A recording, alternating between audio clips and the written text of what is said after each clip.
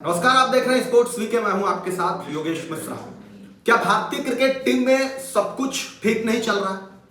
क्या भारतीय cricket team फिर उस दौर में आ चुकी है जो सौरव गांगुली, राहुल द्रविड़, सचिन तेंदुलकर, पुराने जमाने के जितने भी कप्तान हुए, खिलाड़ियों को लेकर के उसी तरह की पॉलिटिक्स और कोच को लेकर के उसी तरह की पॉलिटिक्स, वो सब कुछ 2024 में भी रोहित शर्मा की कप्तानी में चल रहा है। ड्रेसिंग रूम के माहौल के अंदर की वो तस्वीर जो कल आपने देखी थी, या इसके पहले जो भारतीय टीम जसप्रीत बुमराह की कप्तानी में ऑस्ट्रेलिया को हराया था, और उसके बाद रोहित शर्मा का आना और फिर से खिलाड़ियों का इधर उधर उनकी बैटिंग ऑर्डर, सारी चीजों का चयन करना, फिर यह सवाल होने लगा कि आखिर क्या भारतीय टीम कोच और कप्तान के बीच में वो सामंजस्य नहीं है जो राहुल द्रविड़ के समय में था।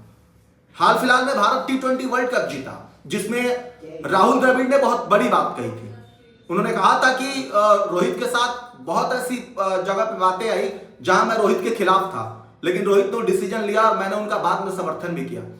लेकिन गौतम गंभीर के साथ रोहित शर्मा का वो सब कुछ वैसे नहीं चल पा रहा जैसे राहुल द्रविड़ के साथ चला करता था। अब आप सोचेंगे कि आखिर में ये बात, आपको सारी बातें क्यों कह रहा हूं, उसके पीछे कहानी है।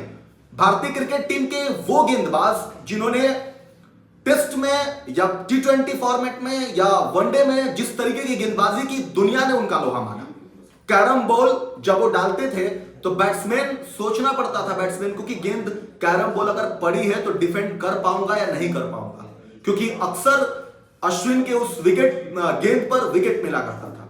और वो जब महेंद्र सिंह धोनी कप्तान थे उस समय जब उनको मौका मिला तो उन्होंने ये गेंदबाजी करके दिखाई जो कैरम बॉल किया करते थे। लेकिन आज गाबा टेस्ट के बाद अश्विन रोहित के साथ आए, 2 मिनट का उन्होंने एक स्पीच दिया, रोहित को गले लगाया और बाकी आगे की बातें कहे हुए निकल गए।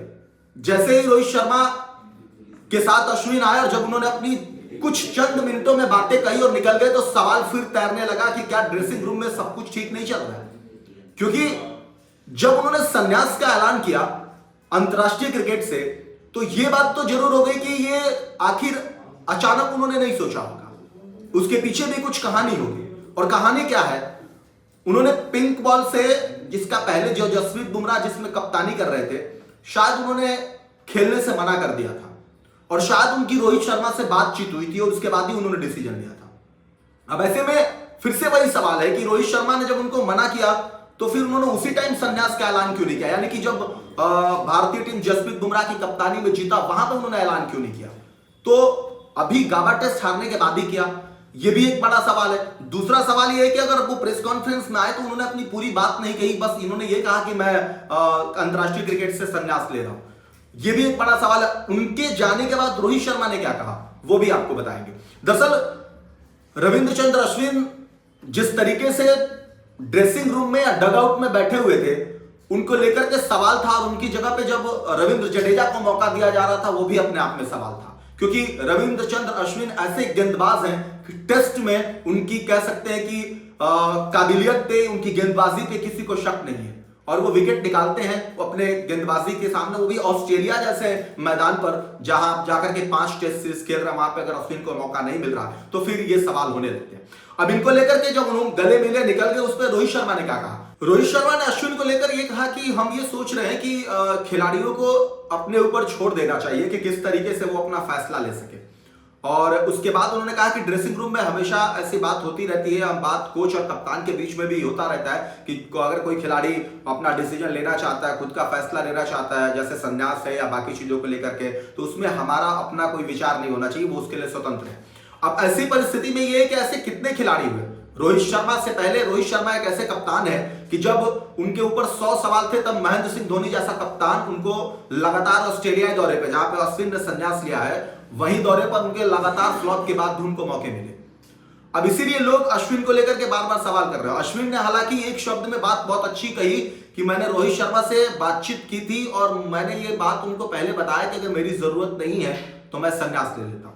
इसका मतलब इन दोनों लोगों के बीच में ये बातें पहले से चल रही थी और अश्विन पहले से इस बात को लेकर प्रिपेयर थे, तैयार थे कि उनको लेना है। लेकिन समय क्या ऑस्ट्रेलिया था या भारत आके लेते, लेकिन उन्होंने ऑस्ट्रेलिया में ही इस बात को उचित समझा, क्योंकि अभी यहां के बाद भी भारत को 2 टेस्ट खेलना है। और उसके पीछे सबसे बड़ी वजह यही है कि एक खिलाड़ी के तौर पर अश्विन उन सभी खिलाड़ियों में सबसे ज्यादा अनुभवी है गेंदबाज के तौर पे, और वहां पे उनको मौका नहीं मिलता, बैटिंग भी वो शानदार करते हैं, वहां पे उनको मौका नहीं मिलता है, तो एक खिलाड़ी यही सोचेगा कि अगर भारतीय क्रिकेट टीम में अगर मेरी जरूरत नहीं है तो मैं आके ऐसा थोड़ी है कि ऑस्ट्रेलिया में आके सिर्फ ड्रेसिंग रूम में या डगआउट में बैठूंगा। अब इसके पीछे भी दो वजह है। पहला यह है कि रोहित शर्मा और रोहित शर्मा के साथ साथ कोच जो गौतम गंभीर है, क्या इन दोनों लोगों के बीच में अश्विन फिट नहीं बैठते? तो अगर नहीं बैठते थे तो जब आप यहाँ पे चुनाव कर रहे थे, जब आप सेलेक्ट कर रहे थे, तो वहां पे आपको मना कर देना था कि अश्विन को लेके नहीं जाना था, फिर आप लेके क्यों गए?